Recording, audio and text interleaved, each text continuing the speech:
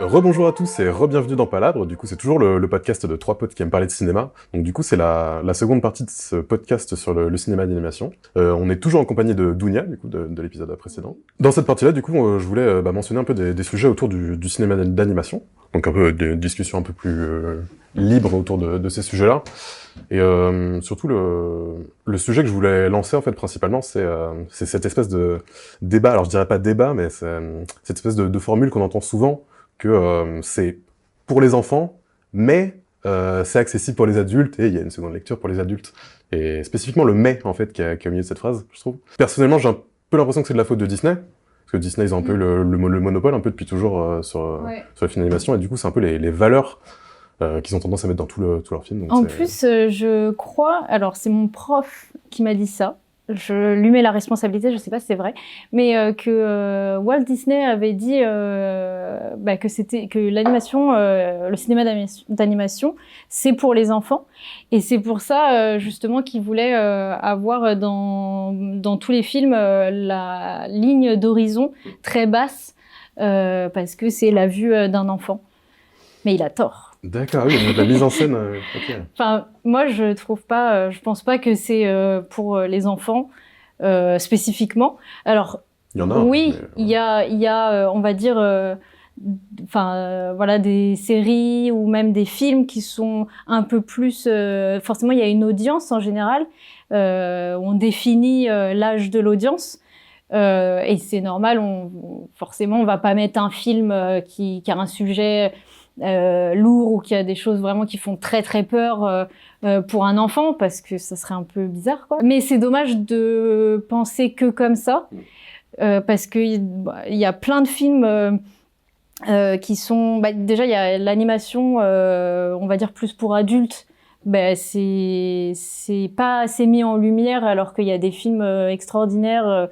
Voilà. Et puis, il y a même des films... peut-être un petit peu plus compliqué, mais par exemple, je parlais de Totoro. Bon, il y a rien de très compliqué dans Totoro, mais j'avais pas tout compris quand j'étais enfant. Les Miyazaki, il y a aussi une grosse part de poésie, oui, exactement, et de lyrisme qui est et des valeurs un peu différentes. N'est pas accessible quand tu es une culture différente aussi de la nôtre, donc forcément. Et alors forcément, ça, en tant qu'enfant, ça te touche aussi parce que inconsciemment, quoi, tu comprends la poésie, tout ça, mais l'histoire, ou alors peut-être que je m'en souvenais pas trop, mais en tout cas, je sais que j'ai redécouvert plein de choses en le re-regardant, et l'histoire est vraiment bien. Donc voilà, et à l'inverse aussi, il y a plein de films axés plus pour les enfants, voilà, les jeunes enfants, qui m'éclatent. Cusco, je trouve que c'est trop drôle. Alors qu'a priori, c'est pour les enfants, quoi. Mais moi, je trouve trop bien ce film, et je trouve qu'il est drôle. Mais est-ce que c'est pas parce que... Enfin, moi, je trouve qu'il y a un côté... Il y a un côté malin, je trouve, de la part des créateurs de beaucoup de films d'animation, et de plus en plus, je trouve, où en fait, ils mettent des petits trucs qui sont perceptibles que pour les adultes. Bob l'éponge, Enfin, dans les Pixar, beaucoup dans les Pixar, où en fait il y a déjà sans parler des thèmes où de plus en plus ils parlent de thèmes assez durs, la mort, etc., l'abandon, les trucs comme ça. Je trouve que dans les blagues, des fois il y a vraiment des trucs où tu te dis wow, c'est trop fort, parce qu'en fait l'enfant ça le fait rigoler. Je pense qu'il ne sait même pas pourquoi, mais c'est parce qu'il y a une façon de le dire par le personnage. Il capte le comique, Il capte le comique, et en tant qu'adulte ou ado, t'as compris la vanne, même des grands-parents, ils comprennent la blague autrement, ils sont en mode oh là, c'est... Il y a le petit rire de je viens d'emmener mon enfant au cinéma voir ce film-là, et je viens de comprendre une blague que lui il a pas compris comme ça. Il semble dans Shrek il y a beaucoup de blagues un peu plus pour qui vont faire rire les adultes. Justement, Shrek, c'est une parodie des clichés de Disney, justement, de toutes ces valeurs-là. Ah d'accord, je savais pas. Ça reprend ce truc de, au lieu que ce soit la princesse le héros, ça va être l'ogre qui est censé être le méchant, qui est le héros. La princesse, du coup, est aussi un ogre. Enfin, ça retourne un peu tous ces codes-là. Et justement, Disney, ils avaient vachement forcé sur ces valeurs-là il faut que ce soit l'amitié, l'amour, machin, tous ces trucs-là, et les méchants représentent toujours l'égoïsme, la colère, la cruauté, ces trucs-là. Ouais. Donc à l'école, nous, on avait rencontré une personne qui a travaillé chez Pixar et donc Disney, qui nous expliquait justement les limitations un petit peu pour tout ce qui fait peur, même si honnêtement, il nous expliquait, voilà, par exemple, lui, il était, il me semble, modéliste 3D. Par exemple, il y avait un personnage, alors je sais plus dans quel film, mais il nous expliquait une sorcière et elle devait avoir une petite araignée en animal de compagnie, quoi, qui sort de sa manche.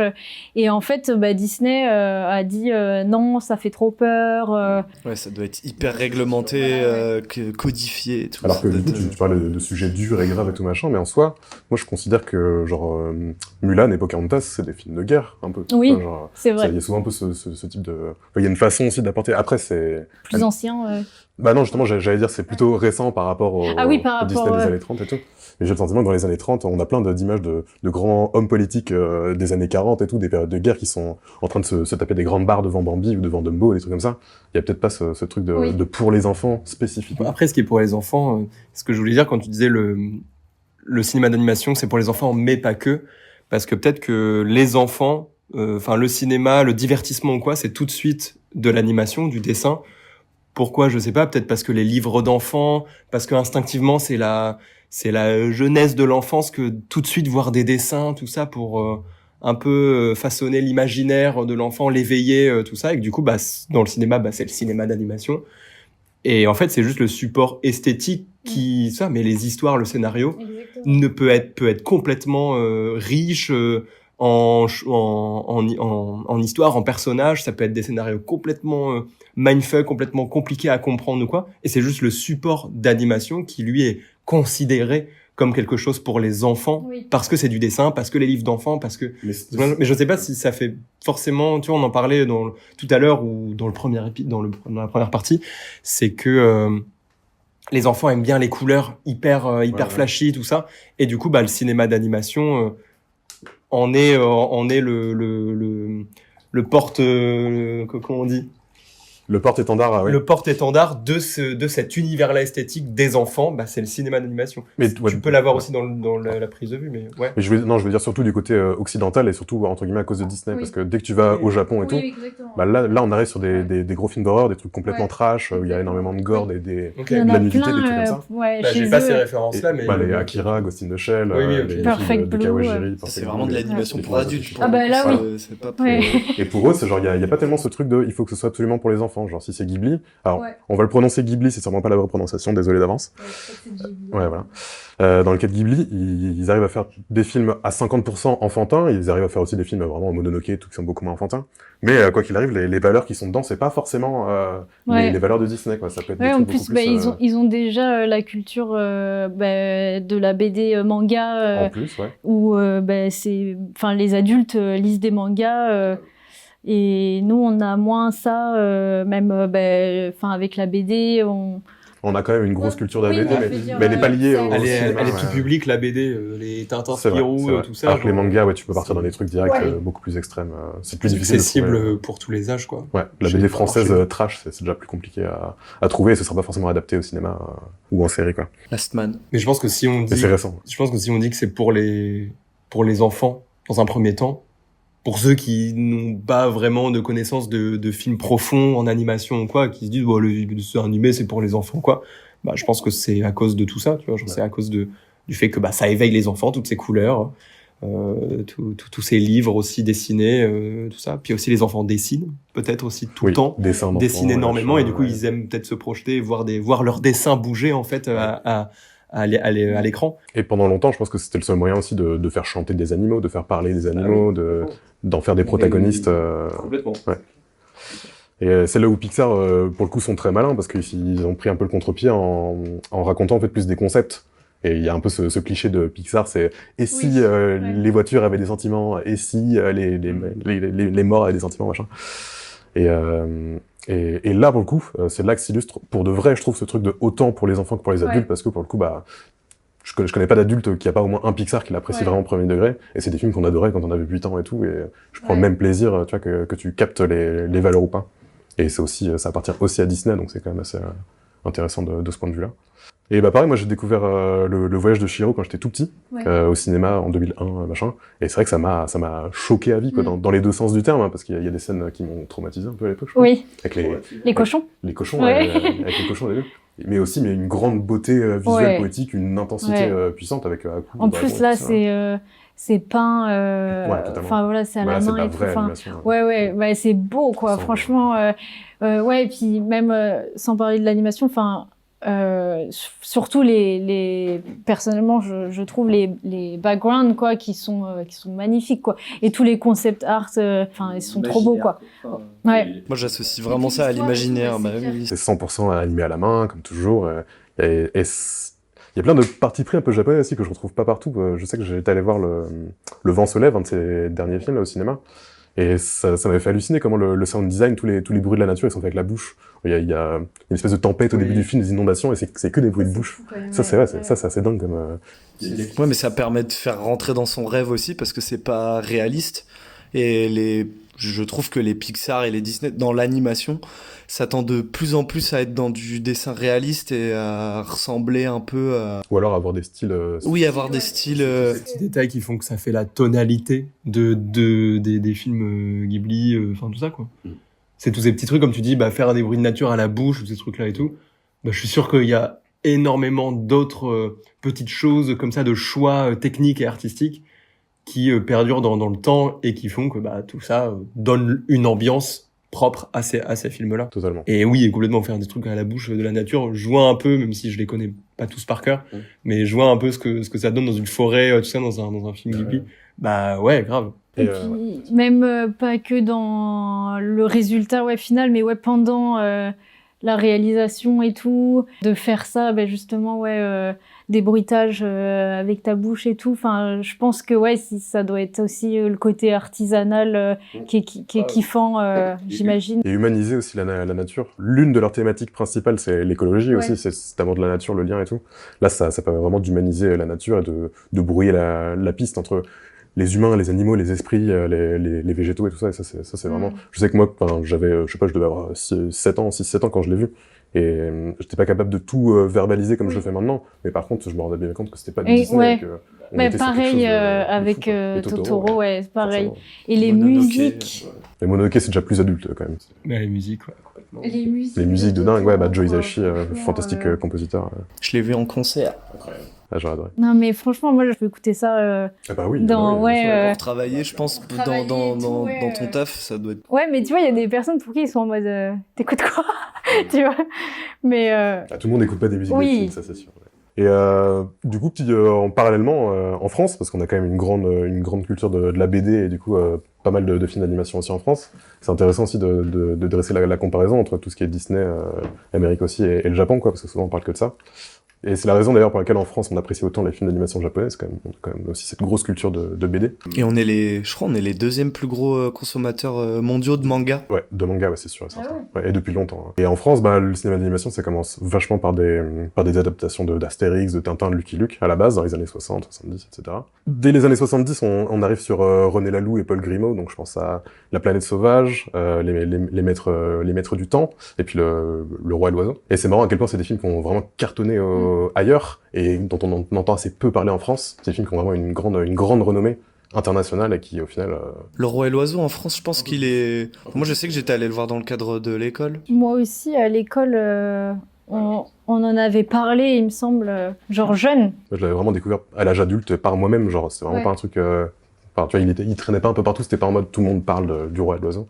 Et même du coup, les films de René Laloux, là, que j'ai mentionné, La Planète Sauvage et tout ça, ceux-là, jamais entendu parler, donc je creuse par moi-même, tu vois, genre. Et ça fait... La BO de La Planète Sauvage. Pour moi, c'est les meilleurs films d'animation français ever, sans aucune hésitation, quoi. Et du coup, l'espèce de renouveau un peu beaucoup plus public, ça vient après, je trouve, avec Michel Oslo et Sylvain Chomet, surtout. Donc c'est, Kirikou, Azur et Asmar, Prince et Princesse. Ouais. Et Sylvain Chomet, du coup, c'est... Ouais. Sylvain Chomet aussi, c'est... J'ai toujours cru qu'Kirikou, c'était un Disney. je te jure. Mec, c'est mon jeu, après. Mais parce qu'il a toujours été dans la VHS tech de chez mes parents, où il y en a des centaines. et je le regardais entre deux Disney, et du coup, pour moi, c'était le Disney en Afrique, un peu genre... Je sais pas comment... Non, mais c'est vrai, tu vois. Genre... Ouais, mais j'avais 6 ans aussi, tu vois. Mais on pensait que tout était Disney. Je crois que quand t'es petit, limite, tu dis je veux voir un Disney, tu sais, tu dis c'est même pas un ouais. film d'animation, c'est un Disney. Enfin, à notre âge, les VHS et tout. Moi, vous disiez sur bah oui, l'animation, c'était que des Disney et tout ça. Mais pareil, je l'ai vu au cinéma, Kirikou, dans le même cinéma où j'ai vu le Voyage de Chihiro, à peu près dans les mêmes années. Et ouais, on nous a sûrement fait toute une explication et tout, mais tu vois bien à quel point c'est un auteur français qui sait parler de la culture africaine, il y a un vrai parti pris là-dessus. Et d'ailleurs, en Irlande, j'en ai parlé à ma classe de Kirikou, parce que je crois qu'on faisait une analyse de ton film, de ton choix, et personne connaissait en Irlande. Ouais, c'est pas étonnant, c'est spécifiquement français, je pense. Et pareil, du coup, Sylvain Chomet qui a fait les triplettes de Belleville et l'illusionniste aussi, qui est un peu le dernier film de Jacques Tati, le film interdit de Jacques Tati. Donc c'est deux films que je trouve fantastiques, très très jolis, très belle poésie. Et là, pour le coup, c'est très français, c'est pas la culture africaine et tout machin. Là, c'est très le Paris cliché, etc. Et chasse à la grenade, des poissons et tout. Pêche à la grenade, pardon. Et donc ça, c'est un peu le truc qui a recommencer à faire parler énormément de cinéma d'animation en France, tu vois, on en parlait pas tellement dans toutes les années qu'il y avait avant, et ça c'est des trucs que vraiment tout le monde allait voir, c'était au journal, à la télé et tout machin. C'était un début de type de film d'animation d'auteur, qui a continué, je trouve, derrière, avec Persepolis, Ernest et Célestine, ce genre de film qu'on a maintenant, La Tortue Rouge, et J'ai perdu mon corps, beaucoup plus récemment aussi. La Tortue Rouge, il est belge. Le Sommet des Dieux, franco-belge-japonais. Et tout ça, c'est des films complètement dingues. Là, c'est vraiment des visions d'auteur sans aucune... J'ai eu du mal avec Tortue Rouge, moi. Ah, moi, j'adorais. Et par contre, J'ai perdu mon corps, on en reparlera, mais ouais, c'est... Tortue Rouge, parlons c'est... Duquel? Les deux. La Tortue Rouge, c'est un film donc franco-belge et un peu japonais, parce que du coup, il a été produit par Ghibli, du coup, aussi. Et c'est Isao Takahata qui a bossé sur les décors, donc c'est une forêt de bambou sur une plage et tout. Et c'est un film muet, du coup, sur une espèce de famille de Robinson Crusoe qui rencontre une tortue géante. Et c'est absolument magnifique, c'est un film d'une beauté, d'une poésie. Faut que je le vois, je l'ai pas vu. Très, très, très contemplatif. Et c'est ce qui fait la beauté de ce film, c'est que c'est... Parce qu'il est muet, quoi. Ouais, ce qui le rend encore bien, plus contemplatif, quoi. Ouais. C'est vraiment... Et en même temps, c'est un naufragé aussi, mais ouais, il est beau, par tous ses aspects, mais j'ai pas l'habitude de voir ça. Et je pense que justement, c'est parce que c'est en film d'animation, un film aussi lent, et je dis pas long, tu vois, genre c'est vraiment... Parce qu'il me paraissait pas long, mais par contre, il est lent dans son rythme, il est muet, c'est que du son, que de l'image hyper bien dessinée. En fait, en animation, ça me paraît peut-être plus compliqué à regarder que c'est en prise de vue réelle où il y aurait peut-être plus de choses à regarder dans l'image en attendant que ce soit long. Ah, moi, c'est grave l'inverse. C'est l'inverse. Justement, tous les petits détails du dessin. Mais je sais pas, j'ai peut-être un autre film d'animation qui est lent et tout ça et que j'adore, mais Tortue Rouge, je peux un peu passer à côté. Ouais. Non, mais c'est intéressant que tu trouves ça plus difficile à regarder quand c'est de l'animation, quand c'est lent. C'est que l'œil, pour moi, il a fait le tour facilement de l'image en moins de temps en animation, qu'en prise de vue réelle. Ouais, mais je trouve que du coup, je trouve qu'il y a plus de trucs à analyser, tu sais, de traits. Des deux côtés, de toute façon. Mais si on devait comparer, comme on fait depuis le début, genre toujours un peu live action, prise de vue réelle à l'animation, un truc long, un truc qui est muet, contemplatif et tout, je pense que pour moi, c'est plus des dessins que j'ai envie de voir dans un cadre que dans un film, genre vraiment.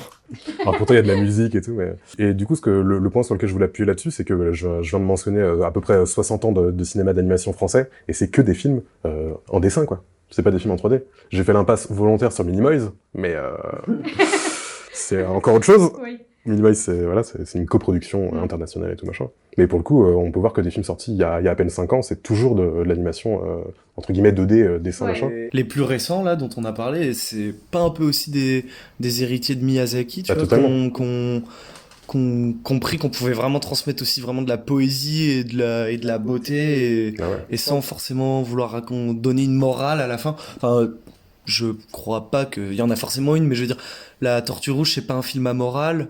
C'est lesquels que t'as mentionné J'ai perdu mon corps. Ouais, J'ai perdu mon corps, c'est pas un film avec une morale. Le Sommet des Dieux. C'est des purs... je trouve c'est... Moi, j'ai eu cette impression-là quand j'ai commencé à regarder les Miyazaki, et je l'ai eu avec J'ai perdu mon corps, c'est que j'ai vraiment l'impression de rentrer dans la tête et dans l'imaginaire du créateur, et qu'il n'y a pas eu les filtres avant. Et c'est pas un studio qui essaie de dire... Alors, il faut, et les filtres dont on parlait, qui se créent dans l'autre épisode, où on parlait des filtres qui, pendant la production, au fur et à mesure, mesure, ben voilà, on perd un peu entre l'idée de base et le produit fini. On gagne autre chose, mais oui, tu perds non, mais je dis pas que c'est négatif ou positif, mais là j'ai vraiment l'impression avec ces films-là d'être connecté à ce que le mec il avait en tête, parce que de toute façon c'est ce qu'il a dessiné lui-même, ou après il a été aidé et tout forcément, mais je vois vraiment un truc mental, imaginaire, et je trouve ça trop bien. C'est vrai que pour le coup ça peut sortir tout droit de la tête de quelqu'un en animation, à l'inverse de prise de vue où tu vas avoir beaucoup plus d'interprétation d'un acteur, de tout ça. C'est ça, tu vois, un physique différent ou quoi. Alors tu peux pas dessiner ton acteur que tu vas choisir, tu vas le choisir, mais tu vas pas le dessiner, quoi. Imaginer un film en live action dans la tête, c'est un peu impossible, parce que je pense que quand tu l'imagines, tu t'adaptes forcément à ce qui est possible, à ce qui est possible en termes de. Et puis même, tu t'imagines pas comment l'acteur il va jouer à l'instant T, tu t'imagines des axes que t'as envie d'aborder, des trucs que t'as envie de voir. Là, tu peux vraiment tout créer de A à Z. C'est pour ça que moi, Miyazaki, je le vénère, c'est parce que entre tous ces films, il y a une unité artistique, et à chaque fois, ça raconte c'est sans compromis. Puis à chaque fois, je trouve moi, c'est mon réalisateur préféré, parce que ça juste te à chaque fait fois, quoi. De voir du dessin aussi, animé, quoi. C'est une sensation différente. Vraie œuvre d'art. Tu te mets pas dans le même état quand tu vas regarder un film d'animation. Ah ouais, carrément. Le c'est côté une sensation différente aussi. Et ouais, parce que enfantin, enfin genre, je sais que c'est pour ça, le moment où je vais regarder un film d'animation, ça va être plus je me mets dans un état pas de cocon, mais genre en tout cas, je vais alléger mon esprit plutôt que d'aller regarder Oppenheimer de Nolan, où je suis pas du tout dans le même état, tu vois. Et pour autant, c'est là que c'est surprenant de voir des films comme Tortue Rouge et tout ça. Et encore, il y a des films d'animation où c'est pas du film réconfort. On en a pas parlé, mais ne serait-ce que Rick et Morty, tu vois, ou des séries comme ça qui jouent justement sur le dessin minimaliste de dessin animé de dessin animé, et te projeter dans un univers ultra dimensionnel, hyper compliqué, enfin pas compliqué, mais du moins un univers, quoi. Un univers scénaristique où justement c'est que du scénario, quoi. Il faudrait vraiment que tu regardes Amer Béton et Mind Game. Non. Oui. Non, mais pour le coup, mais Mind Game, ouais. Et là, c'est pas contemplatif. Ouais, mais il y en a plein en vrai. Ouais. Oui, mais j'ai perdu mon corps. Pour revenir dessus, c'est trop bien. Moi, je l'ai vu plein de fois et j'ai pleuré plusieurs fois. Ouais. J'aimerais bien expliquer à ceux qui l'ont pas vu. Il est toujours sur Netflix ou pas? Et je saurais vraiment pas comment le raconter, le film. Ben, en fait, si tu veux que ouais, sans trop spoiler, évidemment. Enfin, attends, je sais pas si ça spoil ou pas. Enfin, déjà, c'est très, poétique, voilà, et on suit. Enfin, c'est. Ok, on la coupera si jamais c'est ça spoil. Non, mais tu vois, c'est pour ça que j'allais dire, c'est l'histoire d'un accident, en fait. Ouais. Et sauf qu'on voit déjà le titre et nous interpelle déjà. J'ai perdu mon corps. Que tu pourrais te dire, j'ai perdu un œil, j'ai perdu. Enfin, tu vois, mais j'ai perdu mon corps. Ça veut dire quoi? Et en fait, c'est pas un titre au hasard. En fait, on suit la main qui recherche son corps parce que c'est l'histoire d'un accident. Et déjà, les musiques aussi, tout est raconté d'une façon vraiment très, très intelligente. Et en fait, voilà, il se passe pas grand-chose. Ah oui, c'est vrai. Mais il se passe beaucoup de choses en même temps, quoi. L'histoire d'une main qui traverse Paris. Ouais. Soit qui traverse Paris, qui tombe sur plein d'obstacles, parce que c'est une main vivante. Et qui se bat avec des rats, tout ça, et qui justement en quête de son corps et de l'unité, quoi. Mais ouais, par contre, je souligne vraiment la BO là de Dan Levy. Dan Levy. C'est Dan Levy de The Do. Électro-orchestral, genre que des mélodies magnifiques tout au long du film. C'est ça qui te fait pleurer, quoi. Enfin, franchement. C'est ça qui te fait pleurer, je pense. Non, mais oui. Vraiment. J'ai perdu mon corps, ça raconte le premier amour aussi. Ça parle d'un premier amour. C'est un livreur de pizza. Ouais, c'est ça. Ouais. Mais c'est ça raconte un peu deux histoires différentes. Tu comprends en quoi c'est une seule et même histoire. Ouais, tu vois les deux points de vue, et d'avoir réussi à personnifier une main. À ce point-là, ouais. Où vraiment t'as de l'empathie pour la main, t'as envie qu'elle réussisse. Les 20 premières minutes du film, c'est un court-métrage à part entière, c'est un pur chef-d'œuvre complètement dingue. Ouais. Et c'est pas justement un court-métrage à la base? Non, je crois pas. Non, non, mais par contre, il a fait des courts-métrages excellents aussi. Jérémy Clapin, du coup. Ouais. Ouais. Ah ouais, les courts-métrages aussi, ils sont trop bien, faut aller les voir. Et lui faire des clips aussi. Enfin, moi j'en ai vu 3, je sais pas s'il en a fait plus, mais les 3 sont trop bien. Vous avez tous compris, ceux qui vous écoutent, regardez absolument ce film si vous n'avez pas vu. C'est un fantastique chef-d'œuvre du cinéma français d'animation récent. Et je pense qu'il y a plein de gens qui sont passés à côté, donc allez-y. Je mettrai un bruit de coq. Cocorico. Et du coup, je voulais profiter de ta présence, Dounia, avec nous pour parler d'un autre studio d'animation que j'ai découvert récemment. Du coup, j'ai pris le temps de regarder tous leurs films et j'aime vraiment beaucoup ce qu'ils font. C'est Cartoon Saloon, qui est un studio irlandais et qui monte de plus en plus. Pour ceux qui connaissent pas, c'est Brendan et le secret des Kells, le chant de la mer, Parvana et plus récemment le peuple loup. J'en oublie sûrement un ou deux, mais c'est ceux que j'aime moins. Et ils ont vraiment un style très particulier, très à eux. C'est trop beau. C'est un mélange de style graphique des vitrails irlandais très d'époque. plat. C'est ça, c'est très 2D, mais en même temps, je pense que c'est 3D, je suppose. Pavana un peu moins. Oui, Parvana, ouais. Parce qu'il raconte une histoire aussi, Moyen-Orient et tout ça. Mais pour le coup, le secret desquels, c'est le chant de la mer, c'est vraiment sur le folklore irlandais. Mais vraiment à la manière de Ghibli, je trouve qu'il y a vraiment des trucs très poétiques, des créatures de leur folklore à eux, et c'est vraiment très bien. Surtout, tu ressens le côté irlandais un vraiment, peu... et même dans les voix, il y a vraiment l'accent irlandais. Ils ont des noms très spécifiques avec des accents un peu imprononçables et tout. Et c'est vraiment très beau. Et je pense qu'il y en a qui se disent qu'ils connaissent pas et qu'ils ont fait un épisode de Star Wars Vision récemment. Et qui est à 100% de leur style et ça se reconnaît direct en fait quand t'as vu pas du tout visuellement Cartoon Saloon, n'hésitez pas, vous tapez Cartoon Saloon et vraiment ils en ont fait que 5 ou 6. Celui pour le coup, j'ai pas vu les autres, mais celui de Star Wars Vision, tu sais, c'est plein de petits courts-métrages animés dans l'univers de Star Wars. Et celui-là, il est incroyable. Ouais, c'est un des meilleurs, je trouve. Visuellement, l'histoire et tout, il est ouf. Et quand tu vois les films qu'ils font... Et ça dure 15 minutes. J'avais du mal à imaginer comment ça collerait avec Star Wars, et au final, c'est bien la preuve qu'ils ont en vrai une vraie patte. Et je sais pas, du coup, toi tu connais. Ouais, c'est un super studio. J'ai même eu un prof qui travaillait. Et puis, je connais plusieurs personnes en Irlande. Parce que l'Irlande, c'est quand même un petit pays. Oui. Donc, qui sont passés par Cartoon Saloon à un moment donné de leur carrière. Et ouais, c'est magnifique. J'ai même été avec une amie qui est française aussi et qui est dans l'animation. On a été au festival Kilkenny. Donc Kilkenny, c'est le lieu, le comté, on va dire, en Irlande où il y a le studio. Ils avaient organisé un petit festival avec des talks, des sortes de galeries avec les originaux. Parce qu'en plus, ils utilisent beaucoup de mix média où ils dessinent vraiment à l'aquarelle ou au crayon. Et puis après, c'est retravaillé numériquement. Et donc c'est trop fort, quoi. Déjà, enfin, on le voit dans Wolfwalker, le peuple loup. Le peuple loup, tu vois. Qui est mon préféré. Ouais, mais il est magnifique et la musique aussi est trop bien. Et tu vois le côté crayon un peu de temps en temps. Tu vois le côté. Tu vois les tracés. Ouais, c'est un choix, quoi, clairement. Franchement, c'est un super studio. Justement, quand Martin m'a dit qu'il voulait t'inviter pour le podcast, il m'a dit qu'il bossait en Irlande en storyboard. J'étais à mode il bosse pour Cartoon Saloon. Mais ouais, non, ça viendra. Peut-être un jour. Inch'Allah. Voilà, Inch'Allah, j'aimerais bien, ouais, mais. Je trouve qu'il y a un vrai lien aussi avec ce qu'on disait avant, le Ghibli, l'influence du cinéma japonais et tout. Déjà, le chant de la mer, c'est 100% un voyage de Chihiro. Genre, il y a vraiment la sorcière, elle est très similaire à la sorcière de Chihiro et du Château dans le ciel. Enfin, de personnage en personnage, chaque séquence me rappelle un film de Miyazaki. Et récemment, ils ont fait Le Dragon de mon père, qui est un film petite aventure où il y a quelqu'un un petit garçon qui va chercher un dragon. Et déjà, ça, c'est un remake d'un film d'animation japonais aussi.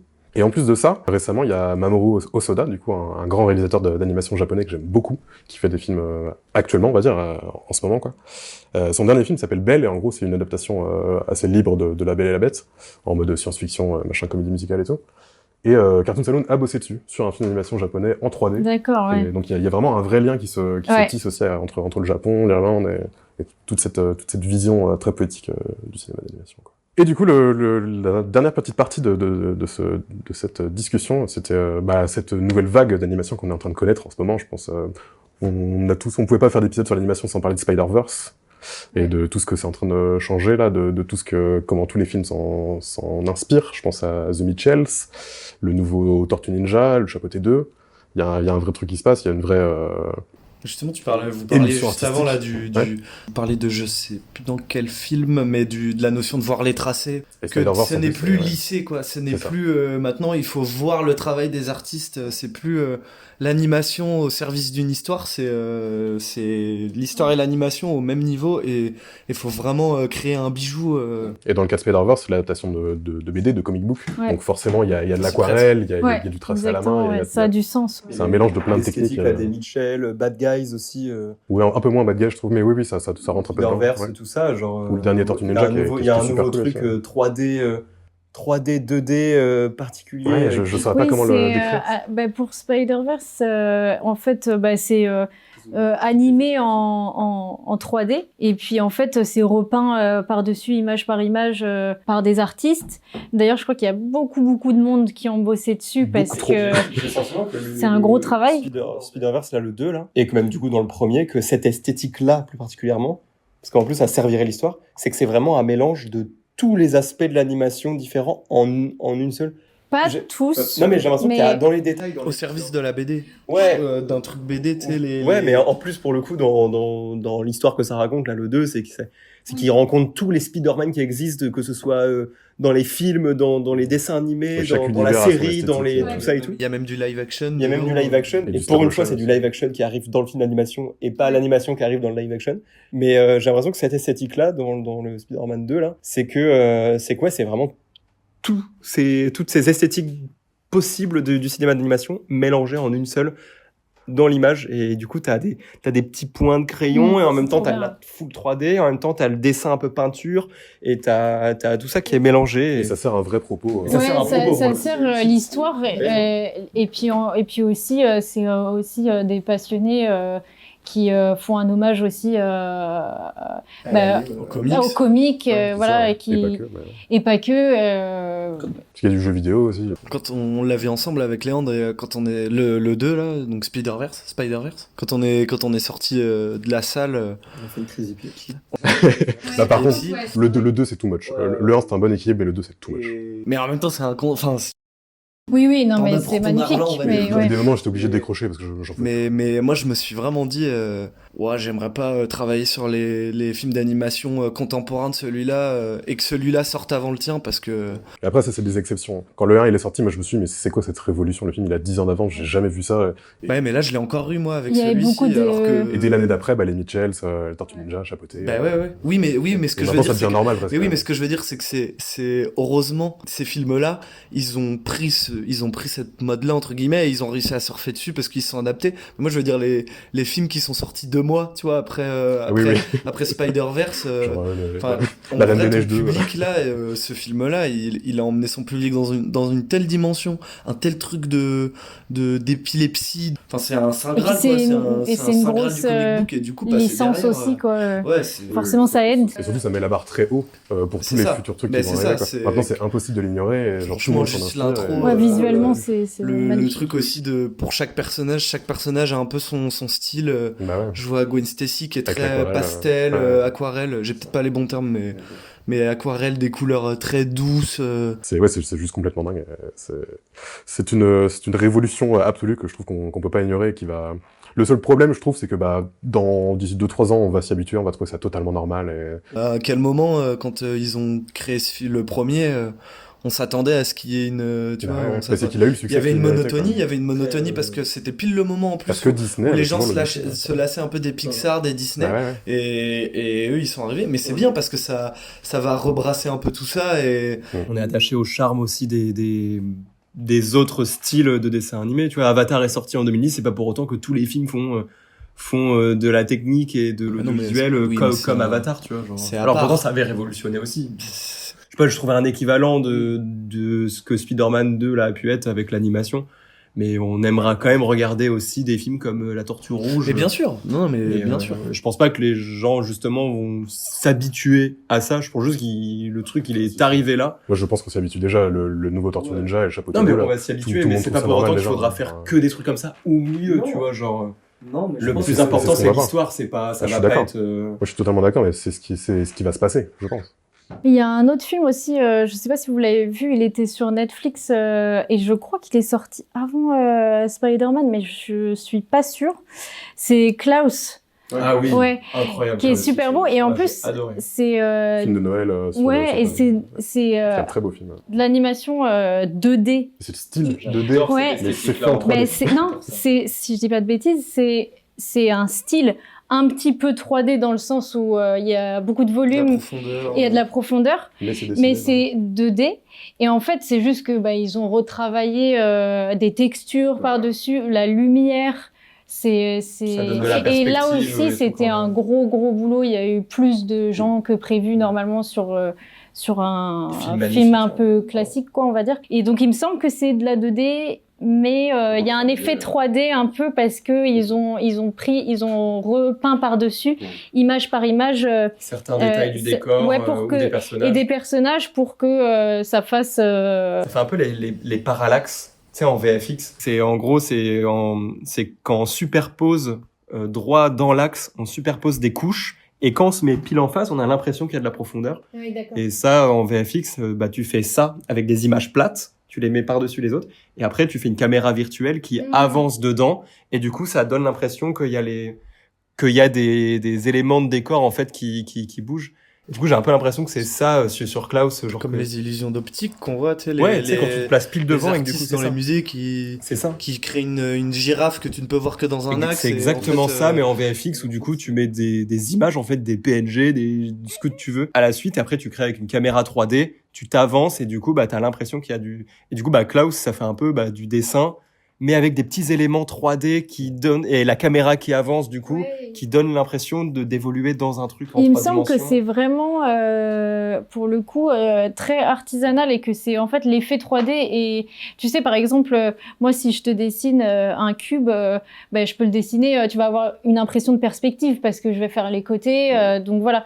Donc en fait tu peux dessiner en 3D, entre guillemets, enfin donner vraiment du volume avec un peu rajouter des ombres, faire un dessin tout seul qui a l'air 3D, c'est possible à faire, mais en animation, c'est compliqué parce que, enfin, autant faire de la 3D, quoi. Clairement. Et en fait, eux, ils ont pas fait ça, ils ont gardé de la 2D et j'espère que je me trompe pas, mais il me semble que c'est ça.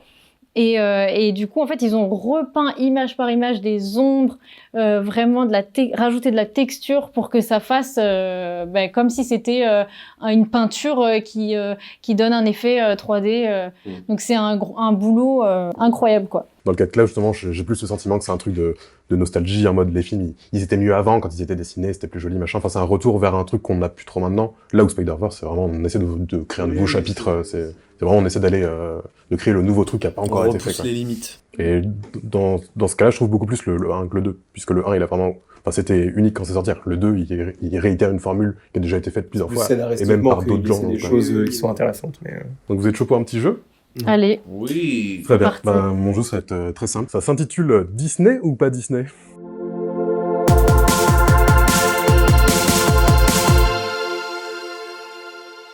Donc je vais vous citer des films et vous allez devoir deviner si c'est du Disney ou pas. Okay. J'ai choisi spécifiquement ceux où ça pose question. Ça, je suis trop nulle à ça. En plus, j'ai l'impression que tout est Disney aussi. Justement. Ouais. Justement. Et clairement, Kirikou n'est pas Disney, il est pas dans le jeu, je te le dis tout de suite.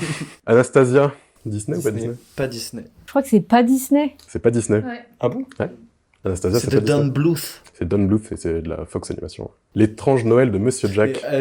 Ouais, pardon. Je trouve que Anastasia, c'est le pas Disney qui fait le plus Disney. Clairement. Et c'est normal. Mais même dans le dessin, dans l'histoire et tout, Et c'est pour ça que je l'ai mis en premier. C'est lui, je pense qu'il a dû embrouiller tout le monde, mais... Ouais. Mais il est vraiment bien sûr. Mais c'était une volonté aussi d'être un peu dans ce style-là. Mais il est très, très sombre. Je pense qu'il y a des trucs dedans que il mettrait pas trop dans les Disney. Enfin, ah bah, Rasputin et compagnie. Un des films préférés, enfin en tout cas le film préféré de ma sœur à l'époque. Ah, pareil. Non mais ma sœur, pareil, Anastasia. Oui, c'est trop bon. Iman. Ah, dédicace. L'étrange Noël de Monsieur Jack. Pas Disney. Disney. Bah je dirais pas Disney, mais je pense que si tu l'as mis, c'est que c'était un Disney. C'est un Disney. Ah, mais... C'est un classique d'animation Disney, étrangement. Réalisé par Tim Burton, du coup. Non, réalisé par Henry Selick. Mais c'est pas Attends, Tim je crois que je Burton. confonds le film. Non, moi aussi, je confonds, alors presque. Ah oui, d'accord, ok. Ok, c'est pour ça, parce qu'on dit tout le temps Tim Burton, ouais. Oui. C'est pour ça que j'ai dit pas Disney, mais... D'ailleurs, moi, j'ai jamais eu une énorme hype avec ce film. Ouais, Faudrait que je le revoie. J'aime bien, mais je préfère Coraline, par exemple, du Et en soi, il a beaucoup bossé pour Disney, Tim Burton. Ouais, bah surtout maintenant, plus... avant pas trop. mais Pour le maintenant, fric. beaucoup. Ah, le fric. Il veut le fric. Il veut le Bah, et fric Dumbo et de compagnie. Disney. Alice Même Alice au Pays des Merveilles, Charlie Chocolaterie, tout ça. Quoi. Totalement. Tu viens de le dire, c'est pardon. vrai. C'est pas grave. Chicken Little, Pas Disney. Pas Disney, ouais. c'est un Disney. Ah, Sérieux c'est... C'est 100% Disney. Mais on Mais est Disney- nuls. Non, mais c'est normal. Non, Moi, mais je suis dans... Moi, c'est... j'ai fait exprès pour le truc. Moi, Il est c'est bon. vicelard, il est vicelard. Et justement, c'était la pire période de Disney, vous savez, dans les années 2000, quand Shrek est sorti, ça a mis tout le monde à l'amende, et du coup, il a fallu passer à la 3D, sauf qu'ils savaient pas comment faire, ils Ouais. avaient pas encore leur formule, et c'était Il avant est pas vraiment. fou. Il est pas bon. Ah non, Chicken c'est Little. nul. Hein, Il est ignoble. Ah non, c'est nul. Les aventures de Winnie l'ourson, Bah, c'est C'est Disney, pas ouais. Disney. Non, Disney. c'est pas Disney. c'est Disney. Oh. C'est totalement Disney. Et les deux qui sont sortis au Pas cinéma, ce genre de c'est du regardé. Disney. Le géant de fer, Pas Pas Disney. Disney. De Brad Bird. Spielberg. en effet, c'est pas Disney, tout à fait. C'est produit par Spielberg, ça, non? C'est possible, c'est Warner Bros. Animation, en tout cas. Les noces funèbres de Tim Burton. Pas Disney. Bah, du coup, j'ai envie de dire Disney. Disney, en vrai. Non, c'est pas Disney. On n'a pas compté les points. Oui, au pire, on pourra les compter à post-prod, parce qu'on va sûrement enlever des trucs que je dis, parce que je vais en dire beaucoup trop. Ouais. Le drôle Noël de Scrooge, Pas Disney. de Zemeckis. Ah, attends. Putain, je l'ai regardé il y a pas De longtemps. en Robert plus. Zemeckis avec Jim Carrey. Disney. Je sais pas du tout. Pas Si, Disney. C'est beaucoup trop cynique pour que ce soit. Bah après, c'est une histoire. Non, bah non. C'est Dickens, hein, c'est une histoire qui a 1000 ans. Il y en Oui, a c'est eu vrai. 50 des films sur cette histoire-là. Et en même temps. Et en même temps. Moi, j'aurais dit pas Disney, mais pas sûr. C'est Disney. Ah ouais, putain. C'est absolument Disney. La route d'Eldorado. Pas Pas Disney. Disney. Non, pas Disney. Non, c'est DreamWorks. C'est comme Sinbad et les Sept Mers, c'est un peu Totalement. la Je même vais- époque. Je vais l'enlever. Toi, tu fais que de dire c'est Disney à chaque fois. Depuis tout à l'heure. Au moins, Disney. au moins, t'as raison 50% du temps. Brisby et le secret de Nîmes. Pas Disney. Pas Disney. Don Bluth. Donc c'est également Don Bluth, tout à fait. Et c'est pas Disney. Faut que je vois. Qui est très sympa. Apparemment, c'est Très, très c'est sympa. très bien. C'est pas son meilleur, mais très sympa. Taram et le chaudron magique. Pas Disney. Pas Disney, il l'a dit avec trop de conviction pour que. Mais C'est Disney, c'est carrément Disney. Martin, tu m'en Et en veux. plus, si tu vois quel film enfin, clairement, il a le même style que genre Merlin l'Enchanteur. ou ce genre de film. J'ai trop envie de le revoir J'ai failli d'ailleurs. le dire et puis je me suis dit, tu vas me prendre pour un con, mais. il y a vraiment des Disney qu'il faudrait que je me remette. Bah ouais. le mec. Ah mais Taram, mais il est super bien, c'est Dark Fantasy. Ouais, c'est trop intéressant. La ferme se rebelle. Pas Disney. Ouais, pas Disney, ouais. C'est Disney, c'est un Disney. C'est 100% C'est Disney. Disney C'est 100% Disney. Mais pareil, Chicken Little et Putain, compagnie. ils en ont fait des films. Hein. J'aimais bien. J'ai dû le voir au cinéma à l'époque, mais Pas le dessin, l'aspect, mais j'aimais bien l'histoire. La ferme se rebelle. Spirit, l'étalon des plaines. Pas Disney, pas Disney DreamWorks. Ah ouais, c'est pas Disney, ouais. C'est DreamWorks. Je suis en train de dégringoler. Il est sur. Eh, tu faisais que gagner à tous les autres jeux des autres Bah, podcasts en vrai. Mais là, j'ai bien commencé, mais là, c'est en train de... Basile, détective privé. Basile, Ah, détective privé. Pas Disney. Disney. Ouais, je pense que c'est un Disney. La cassette, je la vois et tout, c'est un Disney. C'est un Disney. C'est le Sherlock Holmes de Disney. Balto, chien loup, vous l'avez ou pas Ouais, je l'ai. Balto, le chien des neiges, là. Je l'ai Disney. pas, moi. Pas Disney. Je dirais pas Disney, ouais. Non, c'est pas Disney, tout à fait. C'est Mais elle est horrible, cette histoire. Ouais. c'est Emblemation, c'est de Amblin, celui de Spielberg. D'ailleurs, il y a un film avec, juste pour rebondir dessus, avec William Dafoe. Ouais. C'est comment il pas s'appelle Balto. Et ça, c'est Disney, pour le coup. Ça, c'est Togo. c'est Disney. Togo. c'est vrai, ouais. Et justement, ça raconte l'histoire de. Ça contredit l'histoire de Balto. C'est ça. Mais Balto, Parce que- à la fin, ça devient de la magie et tout. C'est ça, c'est parce que, genre, c'est des chiens qui ont sauvé la vie de tout un village en Ouais, Antarctique pendant c'est une ça. tempête, des chiens de traîneau, Mi-chien, tout ça. mi-loup. Ce qui est vrai, enfin, Ouais. c'est des histoires vraies, tous ces trucs-là. Ouais.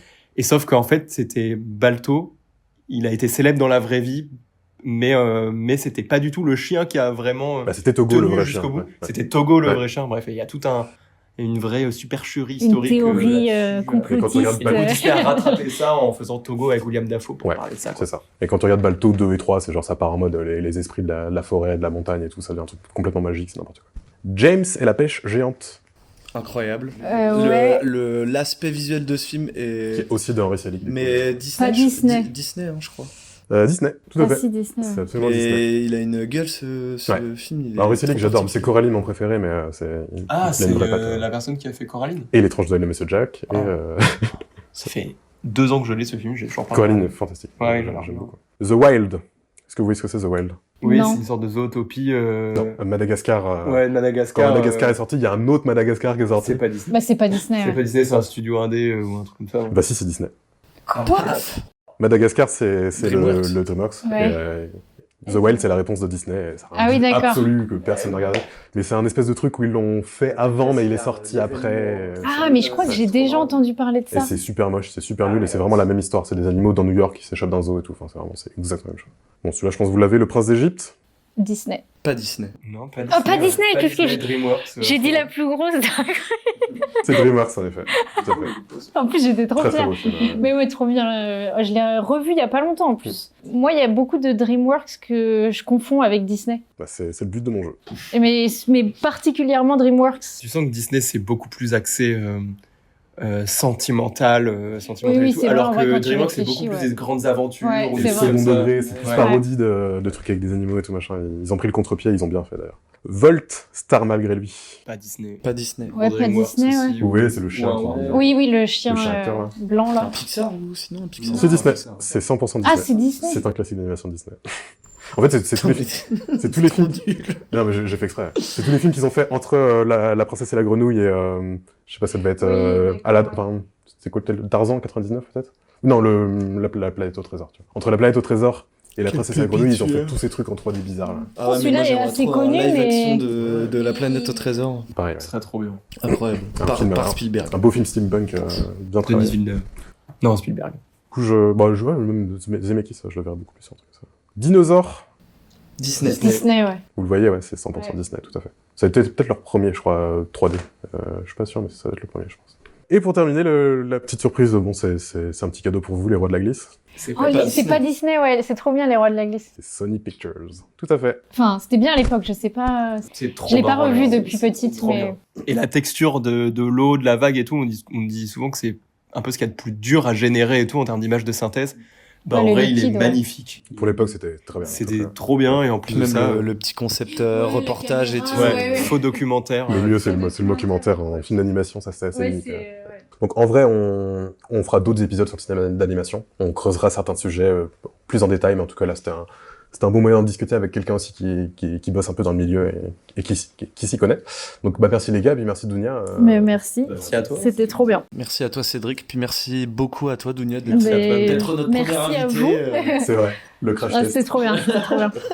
Dounia le crash test, le titre. Et du coup, bah, comme d'habitude, vous pouvez nous retrouver sur vos plateformes de streaming habituelles ou sur le site uppercut-collectif.com. C'était Martin, Léandre et Cédric, et Dounia, cette fois.